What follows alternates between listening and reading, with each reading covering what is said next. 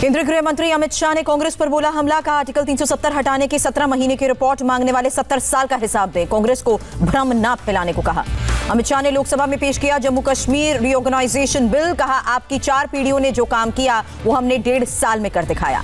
अमित शाह ने पूछा किसके दबाव में इतने समय तक लागू रहा आर्टिकल 370? सरकार सही समय पर बहाल करेगी पूर्ण राज्य का दर्जा।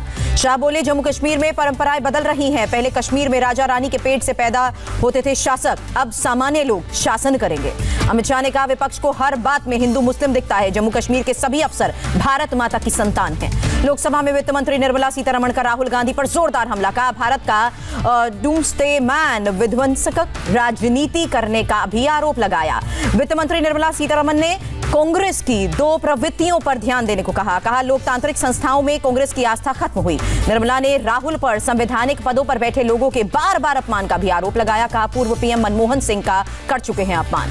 निर्मला सीतारमण ने कर्ज माफी पर यू टर्न का आरोप लगाया। पूछा राजस्थान, छत्तीसगढ़, मध्य प्रदेश में क्यों नहीं की कर्ज माफी? निर्मला ने हम दो हमारे दो के बहाने राहुल पर हमला बोला। कहा अपनी स्पीच में बोल सकते थे दामाद की जमीन वापस करो। निर्मला ने राहुल से 10 सवाल पूछे। कहा हम ना दामाद के लिए काम करते हैं और ना ही रौनी के लिए, हम जनता के लिए काम करते हैं। निर्मला ने अपने स्पीच में कई बार दामाद का जिक्र किया। कहा दामाद को हरियाणा और राजस्थान की जमीन मिली जहां कांग्रेस का शासन था। पी चिदंबरम का वित्त मंत्री पर पलटवार। ट्वीट कर कहा बजट के माध्यम से झूठी कहानी फैला रही है सीतारमण। अधीर रंजन चौधरी ने कश्मीरी पंडितों के मुद्दे पर सरकार को घेरा। लोकसभा में पूछा कश्मीरी पंडितों की अभी तक वापसी क्यों नहीं? 200-300 एकड़ जमीन देने के वादे का क्या हुआ? दिल्ली में लाल किला हिंसा के आरोपी दीप सिद्धू और इकबाल सिंह को लेकर लाल किला पहुंची दिल्ली पुलिस क्राइम ब्रांच की टीम। 26 जनवरी की वारदात का रिकंस्ट्रक्शन। दीप सिद्धू और इकबाल सिंह को लाल किले से पहले यमुना पार ले जाया गया। 26 जनवरी के बाद दोनों इसी इलाके में छिपे थे। बुराड़ी हिंसा मामले में 3 और आरोपी गिरफ्तार हुए। हरिनगर के रहने वाले सुखमीत सिंह और गुनदीप सिंह भी अरेस्ट। हरविंदर सिंह नाम का तीसरा आरोपी भी गिरफ्तार। दिल्ली के सिंघू बॉर्डर पर कम हुई किसानों की भीड़। 26 जनवरी के बाद लगातार घट रही है भीड़। कई टेंट भी खाली हुए। टिकरी बॉर्डर पर फिर आंदोलनकारियों की भीड़ ने पुलिस कर्मियों पर हमला किया। नागलोई पुलिस स्टेशन का कांस्टेबल भी बुरी तरह जख्मी, अस्पताल में भर्ती। गुमशुदा प्रदर्शनकारियों के पोस्टर चस्पा करने गए थे नागलोई पुलिस स्टेशन के हेड कांस्टेबल। आंदोलनकारियों की भीड़ ने हमला बोला। राहुल ने किसान आंदोलन का फिर समर्थन किया। कहा देश के बेहतर भविष्य के लिए हमारे अन्नदाता कर रहे हैं शांतिपूर्ण संघर्ष। मैं उनके साथ था, हूं और रहूंगा। ब्रिटेन में खालसा टीवी पर लगा 50,000 पाउंड का जुर्माना। कार्यक्रम के जरिए हिंसा को बढ़ावा देने का आरोप। 14 फरवरी से शुरू होने वाले 7 महापंचायतों में शामिल होंगे राकेश टिकैत। 3 राज्यों में महापंचायत होगी।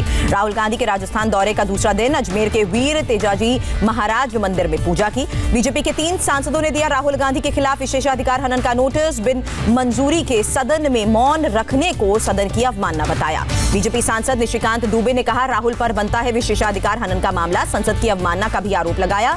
संसद सदस्यता खत्म किए जाने की मांग की। रक्षा मामले पर संसदीय कमेटी मई के अंत में जून में करेगी गलवान घाटी और पेंगोंग से झील का दौरा। राहुल गांधी भी संसदीय कमेटी के सदस्य, सरकार से लेनी होगी मंजूरी। रक्षा पर संसदीय कमेटी के अध्यक्ष जुवाल ओराम ने कहा कमेटी के सदस्यों ने LAC पर जाने का रखा था प्रस्ताव, सरकार को मंजूरी के लिए भेजा प्रस्ताव। वंशवाद के सवाल पर बोले राहुल गांधी मेरे परिवार का सदस्य 30 साल पहले बना था प्रधानमंत्री। यूपीए सरकार में मेरे परिवार से कोई नहीं था शामिल। शिकागो विश्वविद्यालय के प्रोफेसर दीपेश चक्रवर्ती के साथ डिजिटल संवाद के दौरान कई मुद्दों पर राहुल ने रखी अपनी राय। कहा मैं कुछ मूल्यों के लिए लड़ता हूं। LAC पर चीन के हुए समझौते पर बोले सलमान खुर्शीद। कहा सीमा पर अगर कुछ नहीं हुआ तो इस तरह की बातें क्यों सामने आ रही हैं? रविवार को पीएम मोदी आर्मी को 118 अर्जुन टैंक सौंपेंगे। आधुनिक टैंकों से सेना की मजबूती होगी। रिंकू शर्मा मर्डर केस की अब जांच करेगी दिल्ली पुलिस की क्राइम ब्रांच। परिवार के लगाए धार्मिक एंगल के आरोपों की भी होगी जांच।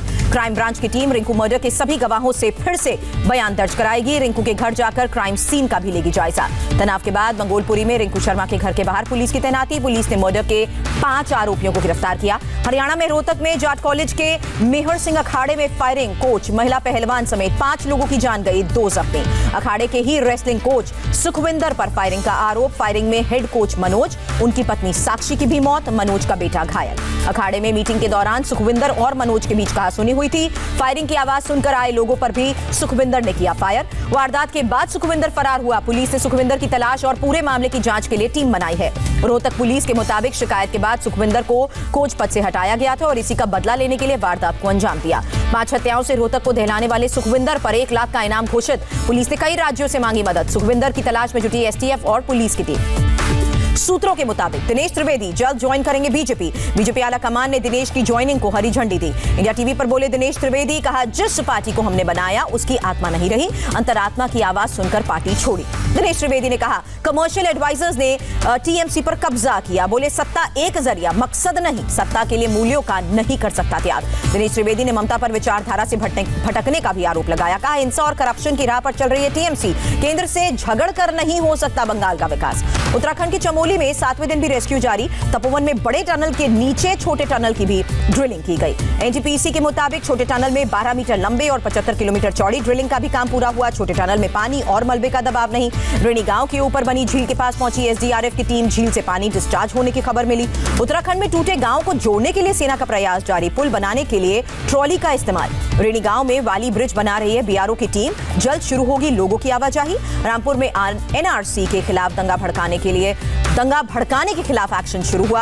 हाफिज साहब दरगाह के सजादा नशीन फरहद अहमद जमाली गिरफ्तार हुए। पश्चिम बंगाल के बीरभूम में रामपुर घाट में टीएमसी नेता के घर के बाहर बम ब्लास्ट, पुलिस तैनात, बदमाशों की तलाश। जम्मू के सांभा से टीआरएफ का आतंकी जहूर अहमद राठौर गिरफ्तार हुआ। कुलगाम में 3 बीजेपी नेताओं की हत्या का आरोप। पंजाब के फिरोजपुर में भारत पाकिस्तान बॉर्डर पर फहराया गया 165 फीट ऊंचा तिरंगा, बॉर्डर पर आने वाले लोगों के आकर्षण का केंद्र बनेगा। महाराष्ट्र सरकार के मंत्री विजय वडेट्टीवार का विवादित बयान, साधु संतों का उड़ाया मजाक, का कई आपत्तिजनक और भड़काऊ बातें भी कही। मुंबई में टिकटॉक स्टार पूजा की मौत की गुत्थी उलझी। बीजेपी ने शिवसेना विधायक और मंत्री से कनेक्शन जोड़ा।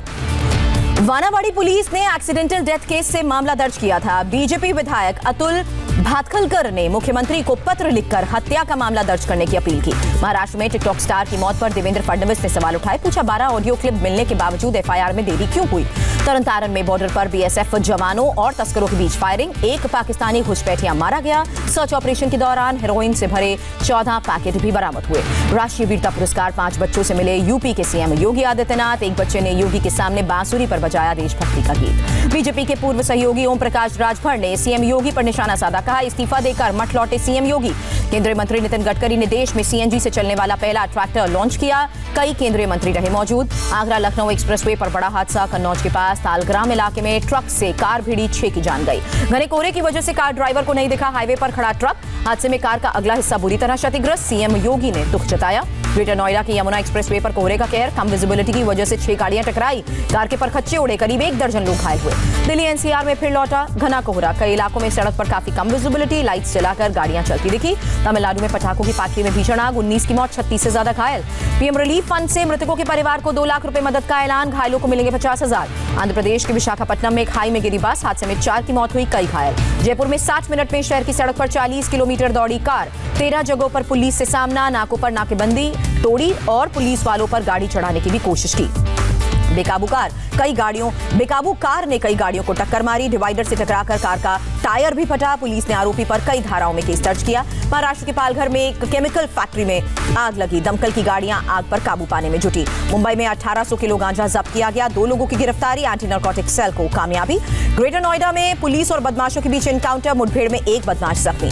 यूपी के अमरोहा में मामूली विवाद में 2 पक्षों के बीच जमकर लाठी डंडे चले, दबंग ने हवा में ही कई राउंड फायर किया। वीडियो वायरल होने पर पुलिस ने आरोपी को किया गिरफ्तार। 34 दिन बाद खोला गया कानपुर जू, बर्ड फ्लू की सभी रिपोर्ट नेगेटिव आई। बर्ड फ्लू फैलने के कारण 9 जनवरी को बंद किया गया था। मुंबई के खार इलाके में पार्किंग में खड़ी पिकअप वैन में लगी भीषण आग, फायर फाइटर्स ने आग पर काबू पाया। ई कैबिनेट पर सीएम योगी आदित्यनाथ का बयान, कहा डिजिटल असेंबली के लिए मंत्रियों को ट्रेनिंग दी जा रही है। रविवार को 40 दिवसीय कुंभ बैठक का शुभारंभ करेंगे सीएम योगी, वृंदावन में बैठक का आयोजन। एमपी के बैतूल में कॉन्ट्रैक्ट फार्मिंग के नाम पर धोखाधड़ी का आरोप, कृषि मंत्री कमल पटेल ने कहा जांच के बाद कार्रवाई होगी। एमपी के राजगढ़ में पुलिस को लुटेरों ने ओपन चैलेंज दिया, पेट्रोल पंप कर्मियों को पिस्तौल दिखाकर 50,000 की लूट। आंध्र प्रदेश के काकीनाडा में वाईएसआरसीपी के कॉर्पोरेटर की सरेआम हत्या, आरोपियों ने 3 बार कार चढ़ाई। कर्नाटक के दक्षिण कन्नड़ इलाके में तेंदुए का रेस्क्यू वन विभाग की टीम ने जंगल में छोड़ा। कर्नाटक के कलबुर्गी में मनाया गया तनराती उत्सव, भारी तादाद में श्रद्धालु उमड़े। देश में पिछले 24 घंटे में कोरोना के 12,143 नए मामले, 103 संक्रमितों ने दम तोड़ा। देश में एक दिन में 11,395 मरीजों ने महामारी को मात दी। अब तक 1 करोड़ 6 लाख से ज्यादा लोग रिकवर हुए। दिल्ली में हेल्थ वर्कर्स को कोरोना वैक्सीन की दूसरी डोज लगानी शुरू हुई। सर गंगाराम समेत कई हॉस्पिटल्स में डोज दी जा रही है। रोहित शर्मा और रहाणे ने चेन्नई टेस्ट में टीम इंडिया को खराब शुरुआत से उबारा। टीम इंडिया का स्कोर 3 3 विकेट के नुकसान पर 250 रन के करीब। रोहित शर्मा ने लगाई करियर की 7वीं सेंचुरी, रहाणे ने भी अर्धशतक पूरा किया। कप्तान कोहली और ओपनर शुभमन गिल खाता भी नहीं खोल पाए, दूसरे ओवर में ही पहला विकेट गिरा। टीम इंडिया की तरफ से बाएं हाथ के स्पिनर अक्षर पटेल कर रहे हैं डेब्यू। कुलदीप यादव और मोहम्मद सिराज की वापसी, 3 स्पिनर्स के साथ भारत उतरा है। चेन्नई टेस्ट से स्टेडियम में दर्शकों की वापसी, चेहरे पर तिरंगे की पेंटिंग्स करते नजर आए फैंस। उत्तराखंड के कोच के पद से वसीफ जाफर के इस्तीफे पर राहुल गांधी बोले, ट्वीट कर कहा, नफरत की चपेट में क्रिकेट भी आया, भारत हम सभी का, उन्हें हमारी एकता भंग मत करने दीजिए। देश में महंगा हुआ हवाई सफर, 30% तक बढ़ा घरेलू उड़ानों का किराया। जर्मन एयरलाइंस कंपनी लुफ्थांजा ने 103 भारतीय एयर होस्टेस को नौकरी से निकाला। एक रिपोर्ट के मुताबिक कोरोना का हवाला दिया। देश में कई रूट्स पर सी प्लेन चलाने की तैयारी कर रही है सरकार। केंद्रीय मंत्री मनसुख मंडाविया ने जानकारी दी। ऑटो वाले की बेटी ने पेश की मिसाल। मानिया सिंह बनी मिस इंडिया रनर अप, पढ़ाई के दौरान खर्च पूरा करने के लिए कॉल सेंटर में किया काम। मानिया के पिता ओम प्रकाश सिंह यूपी के कुशीनगर के रहने वाले हैं, मुंबई में चलाते हैं ऑटो रिक्शा। कहा, अपनी हिम्मत की बदौलत बेटी ने कामयाबी हासिल की। मानिया की मां करती है सिलाई का काम। ओम प्रकाश सिंह ने कहा, पिछली बात को याद करना नहीं चाहते। ओम प्रकाश सिंह के घर में अब भी टीवी नहीं है। दीपिका पादुकोण ने ट्रोलर को इंस्टाग्राम की स्क्रीनशॉट लगाकर सबक सिखाया। लिखा, आपके परिवार और दोस्तों को आप पर काफी गर्व महसूस हो रहा होगा।